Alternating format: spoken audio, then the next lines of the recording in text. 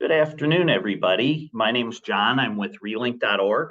We're going to give everybody a couple minutes to log on, and then we will get started. So please bear with us.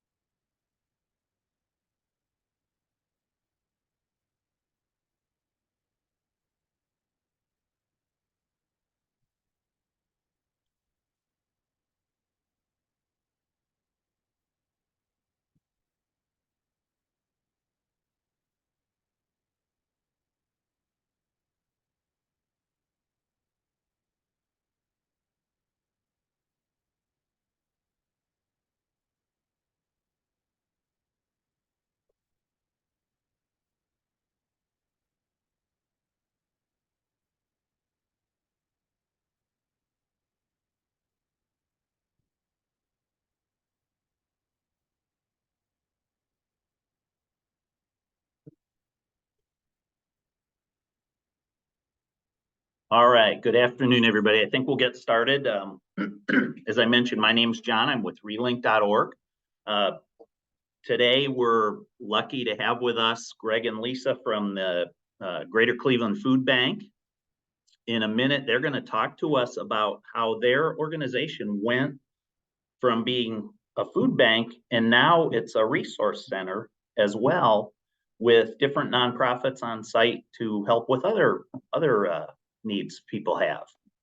But first, I want to talk to you a little bit about our organization, relink.org. We are a nonprofit here in Charlotte. We have a free website database with, oh, sorry, I said Charlotte. I mean in Twinsburg, Ohio. Sorry. I just moved back from Charlotte a few months back. So anyways, we're in Twinsburg, Ohio. Free nonprofit, free website database. We have over 14,000 resources in all 88 counties of Ohio for folks re-entering society from prison, victims of human trafficking, women and children, folks with addiction needs. I wanted to show you a little bit about our organization here.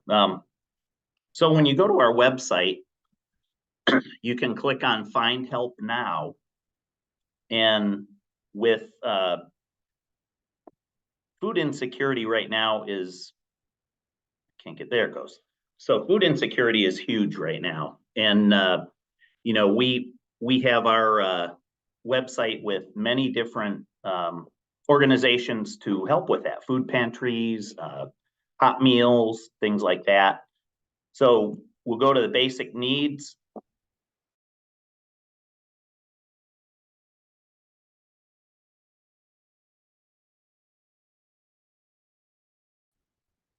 Pantry or hot meal. You know, you can search these food pantries by city, by zip code, by county, and there are different mileage ranges, you know, depending on where you live. You can search them that way. So I just wanted to give you a couple stats from last year, this year actually. We have over 1,000 food pantry and hot meal organizations listed on our website, all over the state. And let's see here. I think that's the last slide. Is that the last one? Okay, so at any rate, that's our organization. You know, if you have any questions, please feel free to reach out to us, relink.org. And now I'm going to introduce Greg and Lisa, and they're going to talk about the food bank. And I'll let them share their screen. All right, good afternoon, everyone. Okay, just checking our screen to make sure that you're seeing us. I'm Lisa Laditka with the Greater Cleveland Food Bank. I'm the Director of Outreach and Community-Based Services here. So as we talk this afternoon, hopefully you'll get a better understanding of our overall outreach, along with our Community Resource Center that just opened a little bit over a month ago. And this is my counterpart, Greg, here, and I'll let him introduce himself too. Good afternoon, everyone. My name is Greg Bressler. I'm currently a re-entry coordinator. I have the privilege of going to 7 facilities, 3 of the camps and 2 of the pre-release center for men and women. About 30 to 45 days prior to getting out, I get to see them.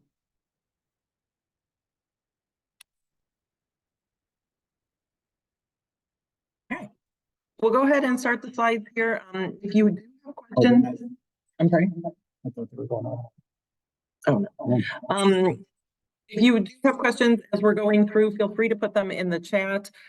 We do have a relatively small group this afternoon, so you know, we can happily answer questions as we're talking. No need to wait until the end. Bear with me 1 second while I get the slides started. That was Courtney Carter and her son. I was involved in the household employment program.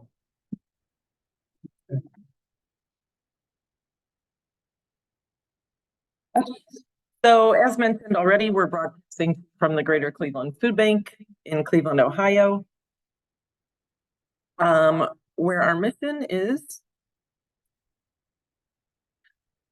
to ensure that everyone in our communities has the nutritious food that they need every day. And understanding that sort of this is not your grandmother or grandfather's world of food banks. So I think a lot of times people still have an older version of what food banking means in their minds, that maybe it's dented or outdated cans of food or things like that that have been donated and passed down. We really are focused on nutrition. About 80% of the food that we distribute is what would be considered nutritious food, or what is called on the national level from Feeding America, foods to encourage. So included in that would be fresh produce, lentils, healthy wheat, you know, based foods and things like that. So again, it's really come a long way from what people really would commonly think of as food banking, which you'll get a good idea of as we talk. Our strategy behind the mission, we're currently working on a 3-year strategic plan that will take us through 2025. Really, these are the 3 main areas of that strategic plan. Area number 1 is ending hunger today by reaching income eligible people with nutritious food in partnership with our network. We'll talk a little bit more about our network, but we have over 1,000 partners who help us to do all of the work that needs to get done in terms of distributing the food out to the community. Part number 2, or goal number 2 in the strategic plan, is to end hunger tomorrow by providing income eligible people with outstanding access to public benefits to provide short-term stability. So we can give people food today, and that's an amazing thing that we can do for people, but that doesn't lead to long-term stability. So one thing that we know in food banking is that for every meal that we can provide to a family, SNAP benefits can provide 9 meals. So it's a huge priority for us to connect people to that public benefit of SNAP, because we know that they are going to get so much more and they're going to be able to stretch that so much more for themselves and their families. And then goal 3 in our strategic plan is to end hunger for a lifetime by creating a national model to provide outstanding access to wraparound services to address the underlying causes of food insecurity. You will hear this theme many times in the conversation today. Again, it's in our strategic plan, and it is in the work that we do every single day, including in our new community resource center that we're going to talk about. So how we work as a food bank, so kind of the nuts and bolts of things. So donated food and money comes in basically from businesses, schools, organizations, individuals, any way that you can think of, you know, grant money from a federal level, individual, not individual level, local level, all sorts of donated food and money comes in.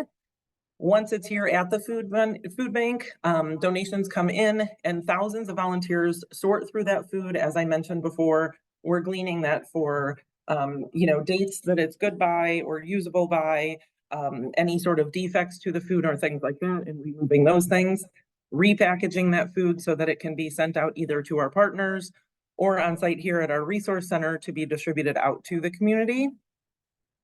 And then it goes out to those partners that we have that could be schools or churches, shelters, mobile pantries.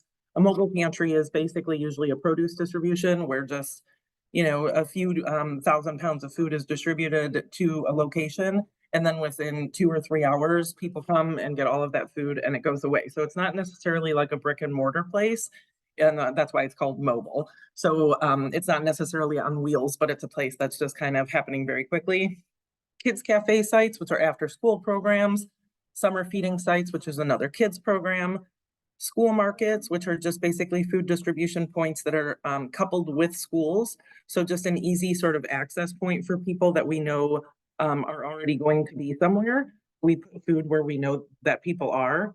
Senior markets, which are senior friendly places for access to food, could be a senior high-rise building, could be an actual senior center in a city, things like that. Home delivered meal program. Oops. Just trying to go right there. Sorry about that. With medicine programs and backpacks for kids programs. So you will see a lot of programs based on children. You'll see in the numbers that we talk about in a little bit, children are a huge portion of our community that is in need of food and that is considered to be food insecure. Seniors are another, population that is extremely vulnerable. So we do have a lot of programs specifically targeted at serving seniors. Going back one box, I do want to point out the amount of impact that our volunteers make. We always want to make a plug for anyone who's interested to come out and volunteer with us. Not only is it fun, but it's always also extremely helpful to us. $2.2 million, or the equivalent of 44 full-time employees each year, is what it equates to in terms of volunteer hours and service to the community. Comes in through volunteers. So finally, nutritious meals are provided to more than 400,000 people in our 6-county service area through our emergency food programs. And that's as of last year. That's the highest number we've ever seen at the Greater Cleveland Food Bank, which is an unfortunate thing that numbers are higher than they've ever been. But, fortunately, we are here to serve the community in that capacity. And due to the very first box on the page, the generosity of businesses, schools, organizations, and individuals allowing us to do that work and to serve that amount of people. And again, more than half of that 400,000 people included either children or seniors. So those vulnerable populations again. Just to kind of get your eyes on a bit of those 1,000 partners, I took a screenshot of our help map that is used in our help center. It's an interactive map that we take a look at. It can go down to street level and show us exactly what's happening where someone lives so that we can point them in the best direction to get food that day when they call us, or hopefully within a few hours of when they call us. So anything that you see that's a purple circle on this map is a brick and mortar pantry. Where people can go, and load up, typically once a month, in some cases, 2 times or more a month. The blue trucks are what I refer to as mobile pantries, so typically produce distributions. This was a screenshot that was taken in the summertime, so all of the sunshines that you see were all children's feeding programs. So over the summer, breakfast and or lunch service areas where kids can get meals while they're out of school. And then anything you see that's a fork and a knife is a hot meal site where someone can just go get a hot meal that day.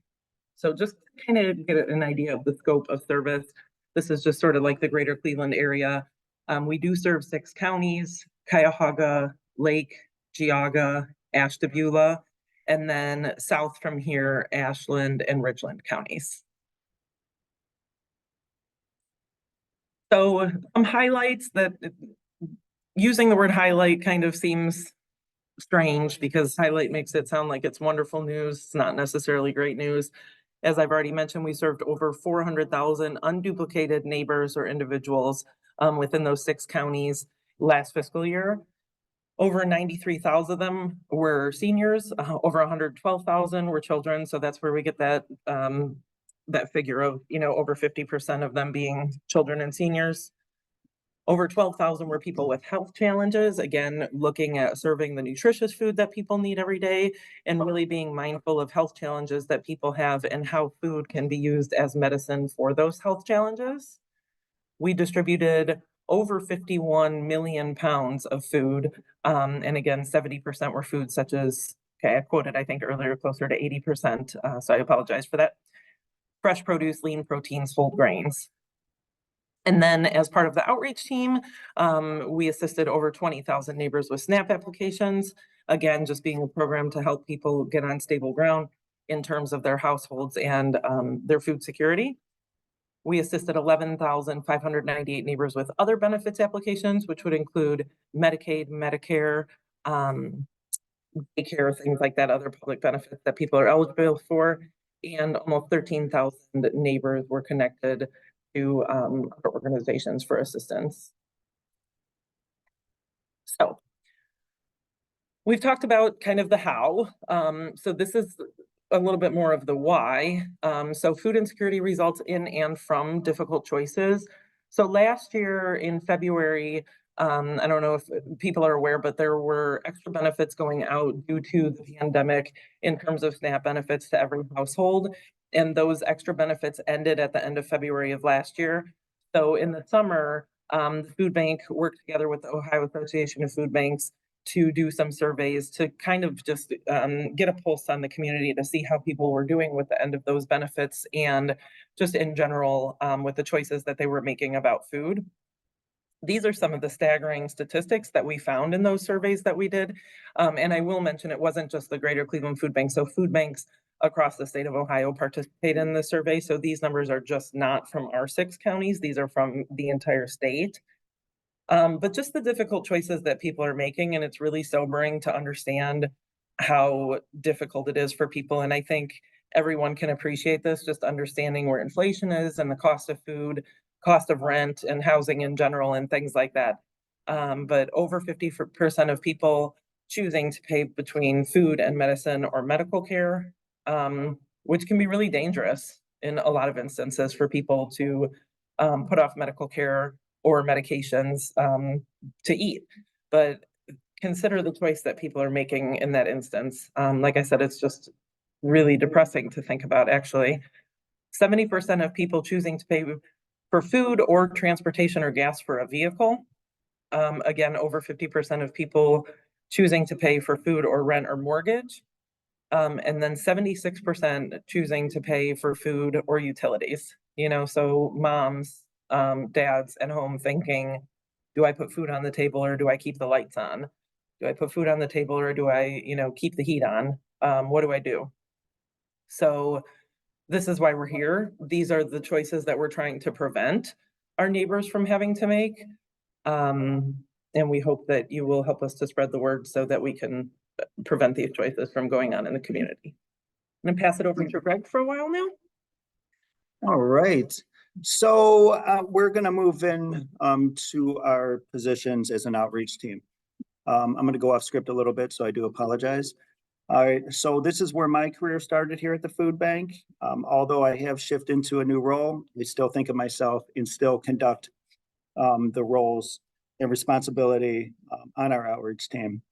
Prior to the pandemic, our team generally, with the numbers that was just talked about with Lisa, we would go out to the community to meet neighbors for where they are. And so part of our roles and responsibilities, for example, the bus stations, any neighborhood that we would see that would generate the most food insecure population. And so we would place a table anywhere in the community of the 6 counties that we covered. And we would help with the SNAP program, including Medicaid. But in addition, we would supply where local food resources within that zip code or a short ways away that the individual could utilize if needed. And then we started to expand our services with resource fairs. So we had our team going into one of the fairs, and then we started expanding our services with the partners that we networked throughout our communities. With the pandemic, we made a pivot. So as we know, the schools were closed, the libraries shut down, and that was where a lot of families, especially children, would receive their meals. They would have a backpack program. They would be provided enough food that would hopefully cover them through the weekend until Monday school started. With the libraries, they would also provide meals, dinner, purchase or bags that anyone under the age of 18 could utilize. So being said, with the pandemic, we would go out in the community with 2 lunches and a backpack, anywhere and everywhere where we were close to a school, close to a library, or again, where we've seen a great need of families that were suffering with food insecurity. We did that about 1.5 years, 2 years, until things started to shift and schools started to open up, including the libraries. And with our team, again, we would really commit to those areas that were are experiencing the most food insecure. Moving on from that, our help center. And as Lisa explained, basically the help center is just another outreach team worker, except they're available for over the phone assistance. They would also apply families with the food program SNAP, including medical, but also in addition, those food resources that are close to the community that the neighbor was calling. And then with the pandemic, some of the outreach workers would shift into the help center role only because so many more calls were coming in. And that's basically, but not in a full nutshell, is the help center. Additional outreach. Recently, we hired a root cause coordinator, especially for seniors. We also work with healthcare and families. A part of the Food is Medicine program, which is Unite Us. We do still go into the healthcare facilities to also conduct our outreach, provide additional resources, and healthy food programs. Re-entry outreach, that's what I currently do now. To the left, the following and current platforms and agencies we partner with provide that additional ongoing support. There's a list of the facilities that I currently go into, 2 of the pre-release and the camps attached to the institutions. Roughly about 30 to 45 days before the men and women do come home, I go in there and have the privilege and honor not only to talk about Relink, because they are on all the tablets through the facilities, covering 88 counties with the resources, food, SNAP program, additional resources for food when they do come home, Medicaid if needed, but most of the time the institutions are taking care of that for them. And little by little, we've been given a little bit more time to talk about our partnering Cuyahoga County agencies. Center of Employment is a really, really helpful program organization that's in Cuyahoga County. And they have a system where after 3 orientations, the individual will receive a cash bonus. 6 weeks of training that is paid come after that. And then they'll also bring in tradesmen, some organizations that help continue the progress with work. North Star, we're currently there providing assistance in the lobby. And that's another resource reentry center that's also in Cuyahoga County. I will go on script with the Greater Cleveland Food Bank's reentry outreach program. It's designed to assist neighbors nearing release from institution in Ohio. As I explained, it's a privilege, and definitely I feel an honor to have the ability to go into the facilities to make that interaction with the man or woman. And then beyond that, I'll turn it over back to Lisa. So this is a huge question that I know will come up in this conversation every time, is who's eligible. So basically for the 2 primary services that we've talked about, which is SNAP, this is who would be eligible. It's based on household size and gross monthly income, and that is in most cases. There are different cases as for like college students and households with individuals who are over the age of 60 or people with diagnosed disabilities.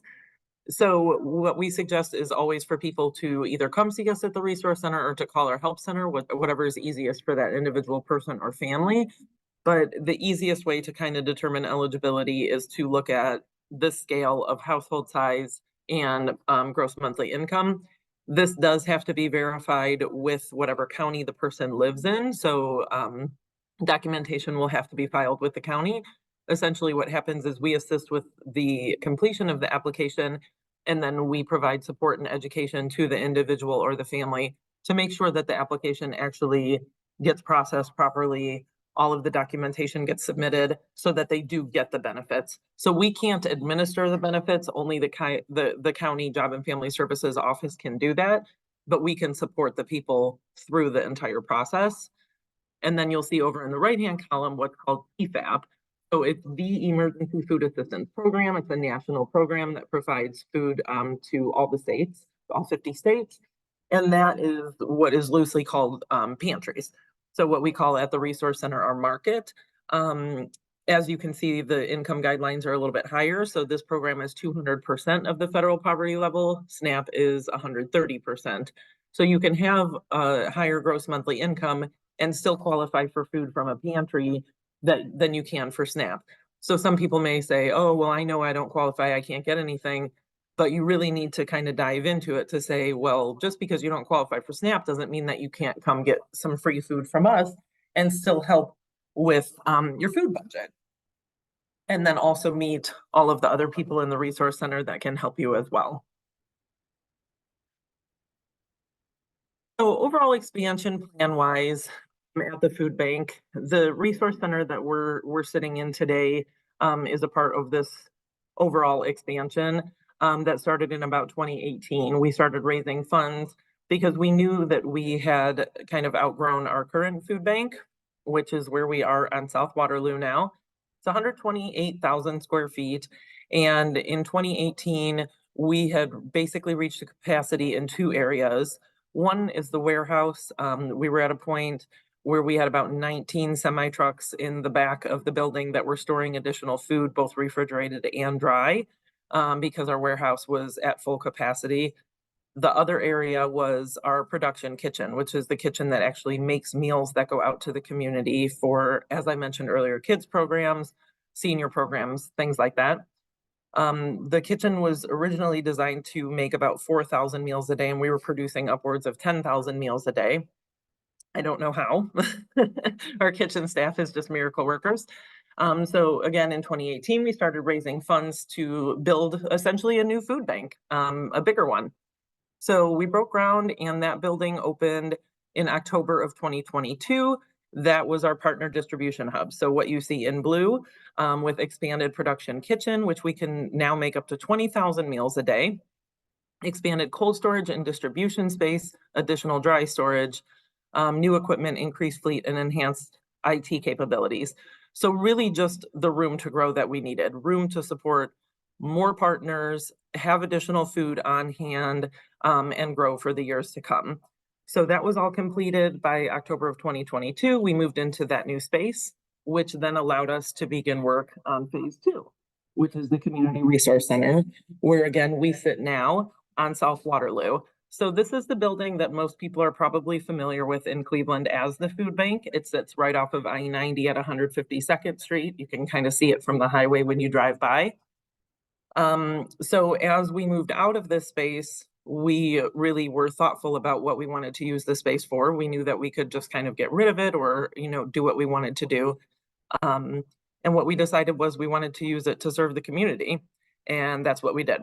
So we designed a market and decided to host wraparound services to help the community. And then the third part or the third phase of our expansion will be additional neighborhood service centers and increased capacity building support for our partner agencies. So as we continue to mention, we have over 1,000 partner agencies. And really and truly, I mean, we are one agency. So none of the work would get done with just us having this building here, this resource center. We need all of our partners. So obviously we always need to increase their capacity and support them in what they're doing in all of the zip codes of our service area, not just in 44110. So the plan is within the next 2 years or so to build something similar to what we have here at this resource center on the west end of Cuyahoga County. We do not have a location established yet. That's the goal for this year, is to at least find the location and begin plans for it. Depending on how quickly that goes, will depend on how quickly the doors open. I anticipate it will not be as large as this facility just because there's a lot of warehouse space here. It's about 128,000 square feet here, but we don't need that much space. And then the other facility will be south. And when we say south, we mean as far south as Ashland and Richland County, because again, we do serve those two counties. So, okay, now what everybody's been waiting for, all of the details about the lovely Community Resource Center. So located at 15500 South Waterloo Road, Cleveland, Ohio, 44110, in the Collinwood area. Please remember that address and send people here often. The best thing that they can do is just come see us and we will connect them to everything we possibly can. The vision for the center was to create and offer a transformational community center that increases access to healthy foods and connects those we serve to other key nonprofit partners in a collaborative effort to reduce barriers and improve food security. So as I keep mentioning, you know, we've just realized that we can't just do food. Food is never going to be enough. Providing food to people will not make them food secure. Long-term changes in people's living situations is what will make them food secure. So we know that we have to be a part of the mission to create that security. The market is designed to look like a grocery store. It has flexible and extended hours for working families and hard to reach populations whose income is under 200% of poverty. Again, I just shared those income guidelines a few slides ago. I do have the hours on a slide coming up shortly. The services offered address healthcare, education, employment, and other basic needs provided by a collective of nonprofits. I will say, prior to engaging any other nonprofits to be on site with us, we sent out about 14,000 surveys to residents in the surrounding zip codes and asked them what services they felt that they needed. So this was not a food bank-led decision. This was a community-led decision in terms of what services would be offered here. We do have concierge style services provided by the GCFB outreach team. As Greg mentioned, things have changed for our outreach team. You know, they used to be out in the community much more, but now with the opening of this building, we're really trying to have them on site here so that they can sort of do what I'm calling triage work, you know, as people are coming in, to have conversations with those people and see, you know, who may that person want to connect with or what might be beneficial for them to connect with in the building here.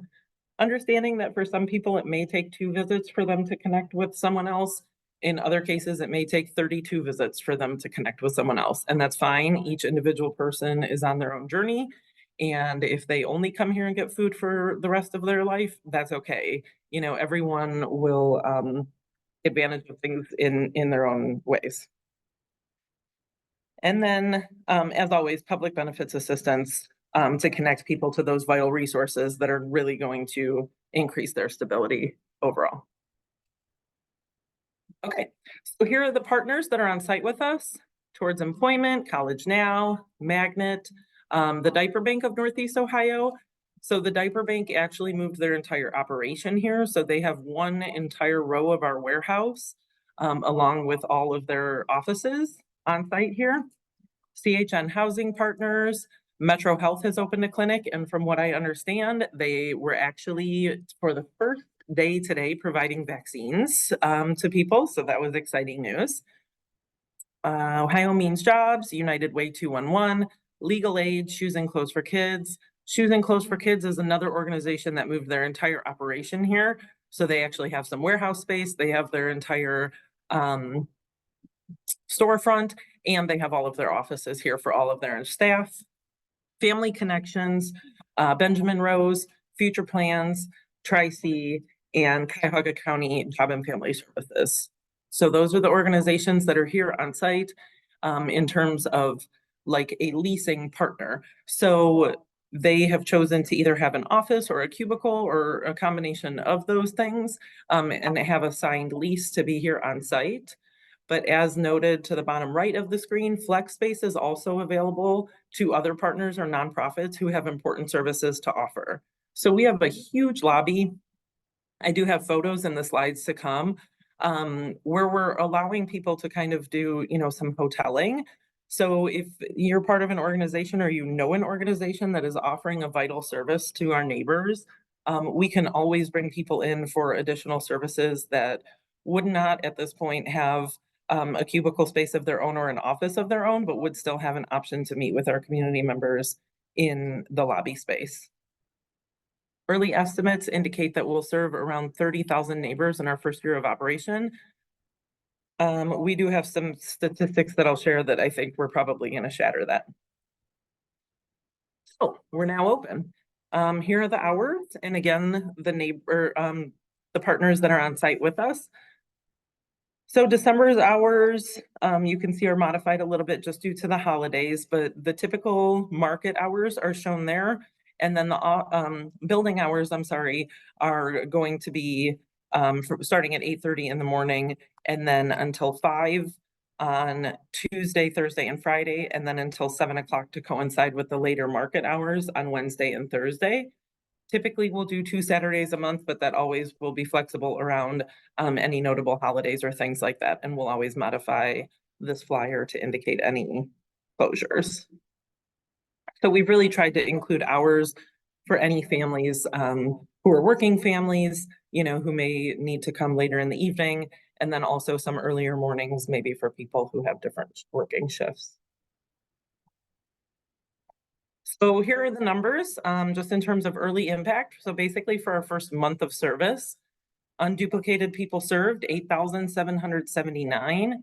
10% new people served that have never been served by the food bank network before.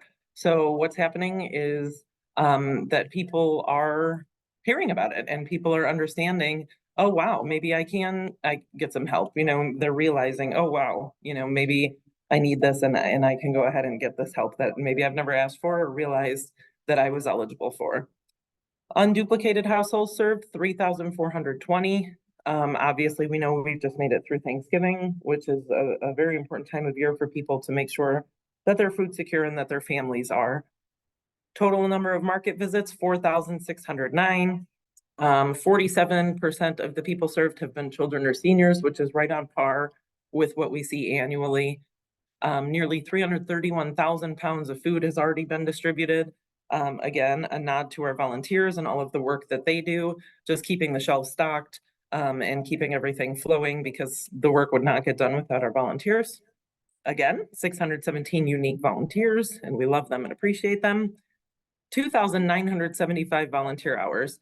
If we had to fundraise for all of the salaries to cover all of those hours, it would probably be impossible. So just reiterate the appreciation for our volunteers.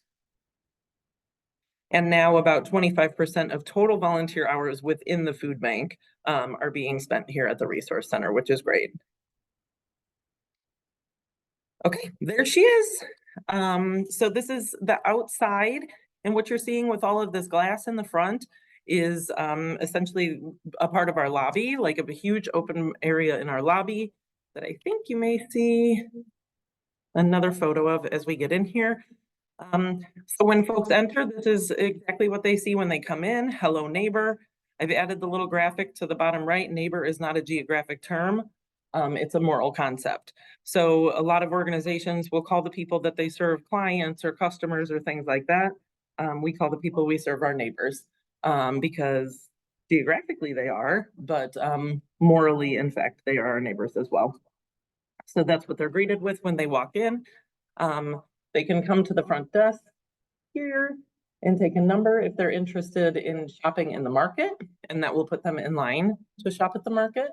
And then when their number is called, they also have the sign up here to show what number they're serving, kind of like at the BMV. Then they can walk down here, and this is where the market doors actually are. So in the meantime, the hope is that they're kind of enjoying the lobby space. We have coffee for everybody who's here, a nice welcoming environment, and all of our partner organizations who we hope everyone is meeting with and taking advantage of learning about as they're waiting for the market shopping. So here's the coffee service area, and then this is right behind those big glass windows that I was referencing. We're going to work on these monitors here. As I said, we're only 1 month in. but having all the partner organizations do some advertising or, just sharing about the program offerings that they have and things like that on these monitors. So as folks are in the lobby hanging out and waiting, they can get a better understanding of what's happening throughout the building.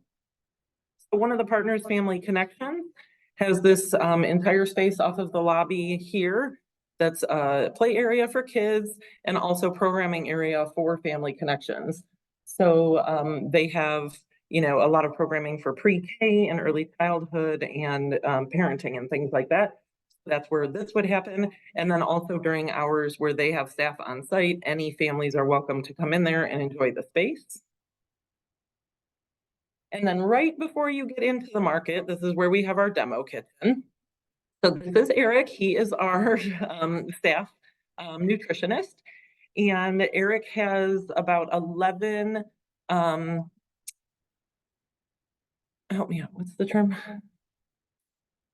Nutrition educators, that's what it is. About 11 nutrition educators who come in, as you can see here, and they do food demos here in this kitchen. It's modeled, while we understand the equipment is brand new and pretty luxurious, it's really modeled off what people would have in their own home. So just, a stovetop, a microwave, hot plate, things like that. And they'll pull items from the market and do demos with them so that people understand how to cook those items if they do choose to take them home. So we had eggplant, just thousands and thousands and thousands of plants of eggplant a few weeks ago. So they made eggplant Parmesan. Everyone gets to sit in this area and eat the eggplant Parmesan and taste it and see if they like it. And then we have the recipes available for people to take with them if they want to take the eggplant home with them and cook it for their families, then they know how. And we dance and we sing, and it's a great time. But as everybody knows, the kitchen is always sort of a central location for family and fun and things like that. And that's what our kitchen area has become as well. And this is just another extension of the lobby. So this area is open at all times. Cooking isn't going on at all times, but the area is free for people to enjoy. And then the food market. So this is a view. This is where people enter, and right outside this door is where that kitchen is that I just showed you. So when folks come in, they are paired with one of our volunteers who's like an individual shopper who will walk around with them. We do this for a few reasons. One is just to help people understand the limits of some of the foods, but also just in terms of social isolation and things like that. We found that a lot of our shoppers, especially a lot of our senior shoppers, don't have a lot of connection socially. So it's really nice for them to come in and have some time to walk and talk with someone. We're also using this as a time to kind of talk about the other organizations that are on site, to see if any needs come up as we're shopping with folks, and just try to make connections in that direction. More images of the market. Again, we just tried to have a ton of bright colors, inspirational quotes throughout the building. We really want this to be a dignified experience for everyone involved. We want it to feel like shopping in a grocery store and not at all like being in a pantry. That's why we're calling it a market and not, a pantry. It's really all about the experience that people are having when they're coming here. I did just see a question in the chat. How often can they come and shop? Twice a month, as long as it's not 2 times within the same week. Each family can come twice a month. And then the bagging area. And then when they exit the doors, we have teams of volunteers who are helping to pack the cars for them as well. All right, so a big thank you to everyone who has stayed on to listen. Our Help Center phone number is something that I hope that you all will jot down and share with everyone that you know. The Help Center is always the best way to get information about the Resource Center, about other places to get food, about things that are happening at the food bank. To invite anyone from our outreach team to be at an event with you, there's a link here to fill out a request form for that. To volunteer with the food bank, there's a link. To become a partner organization to distribute to have a pantry or a mobile distribution or something like that, there's a link there.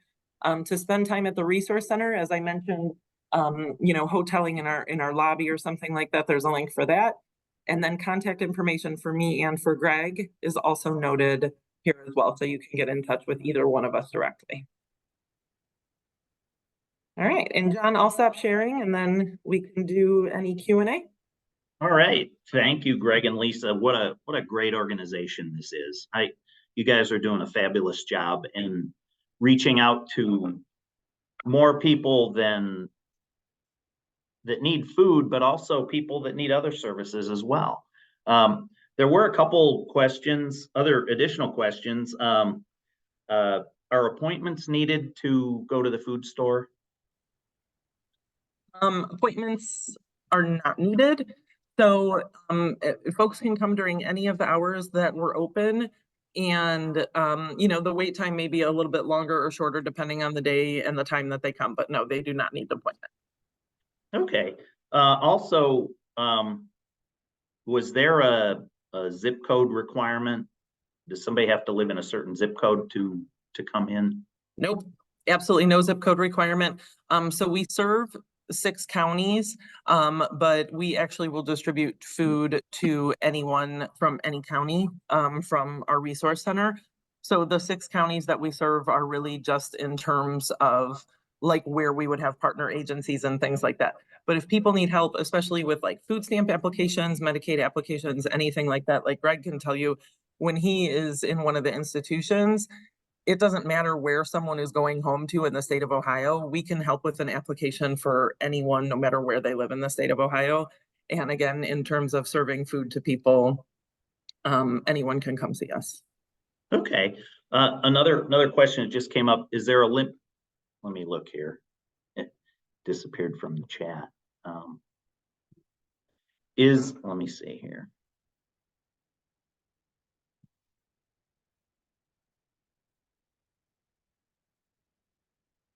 Is there a limit on food due to family members having more than 6 to 8 members?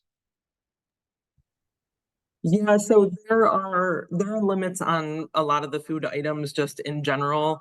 And I guess a lot of that is just based on supply. So like if we have, like I said, those eggplants, when we had thousands and thousands of pounds of eggplant, there was no limit on eggplant for that day. But if we have a smaller amount, then they may say every household can only have 1 eggplant. So the short answer is yes, there are limits. And that's where the connection to additional food resources in their local area be extremely beneficial.